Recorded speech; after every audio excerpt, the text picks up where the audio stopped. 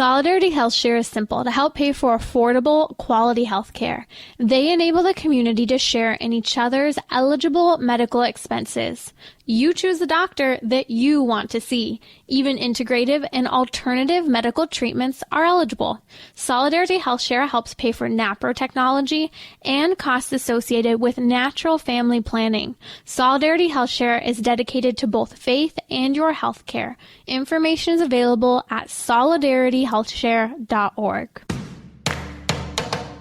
We're talking about what you're thinking about.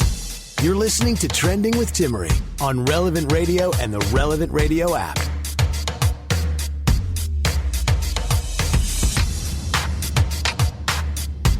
So I've been following this story of Alicia Keys. I mean, here we're talking about a classically trained pianist, I think 15-time Grammy award-winning singer. And she has this incredible story that I'm not hearing anyone talk about. Sure, there was this CBS News interview done sometime over the last couple weeks.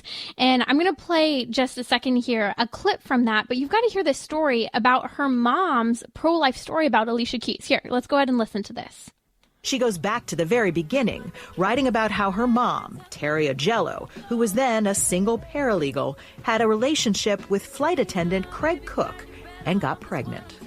Your mom talks about how she nearly had an abortion. Right. Even her mother said to her, Terry, you never do anything easy, you know? And she was making a really big choice. And at the time, I'm sure she didn't even know why she was making that choice exactly, but she knew it. She knew what she needed to do. It's incredible to look at Alicia Keys' story, but because here's this woman who I think she was a valedictorian of her class, again, classically trained pianist, major award-winning singer. And it's interesting because in the story, it talks about how Alicia Keys' grandmother looked at her daughter, and when she made the decision to keep her baby, she kind of had this attitude of like, you never do anything easy.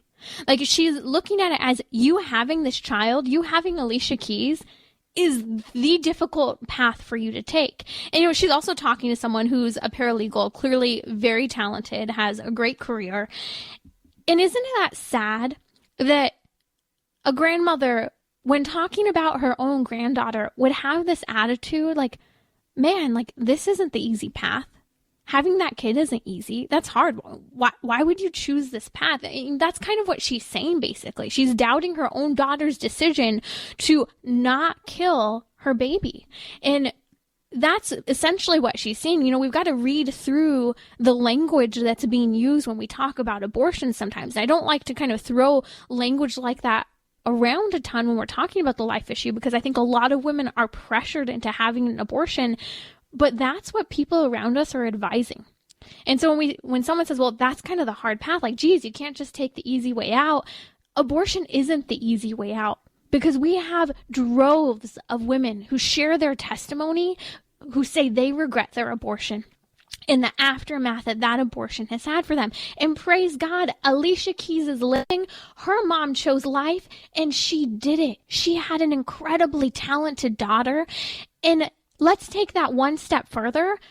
Here's Alicia Keys, who is unfortunately very pro-choice. She's spoken at the Women's March.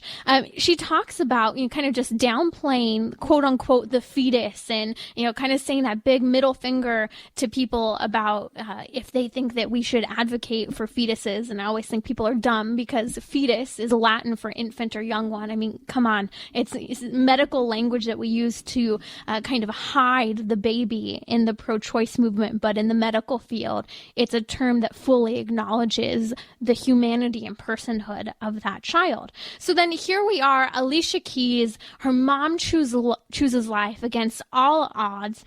And then Alicia Keys, in her new book, this memoir titled More Myself, ends up sharing about how she herself had this pro-life story when she finds out that she's pregnant, I believe at 39, with her now second son, Genesis. And she's thinking about having an abortion. And it's so interesting because we end up hearing that she's in the middle of about to release a major album, and she kind of has this attitude where she looks at her doctor when she finds out she's pregnant, and she's like, man, like, my music and creating music is the most important thing right now. Like, she saw that as the world-changing thing that she could do. But then she's sitting in her studio one day, and she's listening to her song, More Than We Know, and she has a turning point moment. And I want you to listen, because I'll get to kind of what happens, but here's her talking about that song, More Than We Know. And I think that there's a lot more behind what she's saying about this song. So listen to this clip here. More Than We Know is like the most triumphant, uplifting, feel-good song. Man, if you need a little pick-me-up, just pop this one on and just play it and just sing it at the top of your lungs. I love how she says that, like, this is the pick-me-up. This is just such a powerful song, and here's why. She's getting ready to release her album. She finds out she's pregnant. She's thinking about having an abortion, and she says she just ends up sitting there with tears filling her eyes, and she realizes that she herself is capable of more. And quoting here from her new memoir book, she ends up talking about basically saying, how could I take away the potential for this beautiful child, this light that could touch others in ways I couldn't dream of? You guys, she went from seeing, you know what, my career is the greatest impact I could have, to suddenly realizing my child is the greatest light that I personally could bring into the world. And this person will have a far greater impact than any album that I would create. And she couldn't dream of aborting that child at that point. And this is her second son, Genesis. So here we are, Alicia Keys, someone who is staunchly pro-abortion, yet is sharing two pro-life stories that, specifically the second one, people don't really know about. And it's fascinating to me because her story speaks volumes to the pro-life movement. How so often we don't even have to lift a finger to get into an argument or a debate with people.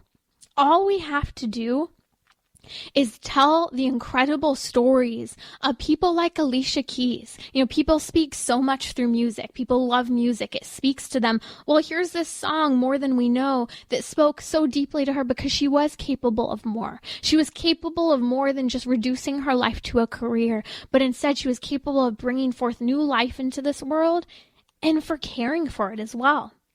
Also, I think that a lot of women are told that you can do everything. You are just a powerhouse. Women's empowerment. We speak so much to this topic, yet the only thing we say anymore in the culture that women can't do is have a child. And it's so interesting to me that that's what we say women can't do, yet that's the thing that is breaking the hearts of so many women because they're regretting their lost motherhood. I look at statistics worldwide. For example, Italy, all over Europe, even here in the United States, we're below replacement level. In Italy, there are stories about so many women who had far fewer children than they ever had, and they regret it. They wish they had had 3 or 4 children. But that's not what we're seeing in the culture. We are seeing kind of this turn and pressure toward, no, your only element of productivity in the culture, your only worth is what you can do for work. And so my hope is that during this time of quarantine, that maybe we can be a little better at encouraging women, especially those women who are, I think, originally feeling stuck at home with their kids, who are now saying, you know what, I really love being with my children. I love cooking. I love spending time with them. I love this camaraderie. And at first, yeah, it was really hard. And we really had to get used to each other, and we're still getting used to each other. But these people in my home, these children that I co-created with God, are the most important things to me in my life. And they are the light in the world. Let's go ahead and close it out here with this beautiful song, More Than We Know. I look forward to being with you guys tomorrow. Marriage and family therapist will be with us. We'll be talking about anxiety, depression, and so much more here on Trending with Timmerie to find happiness and joy.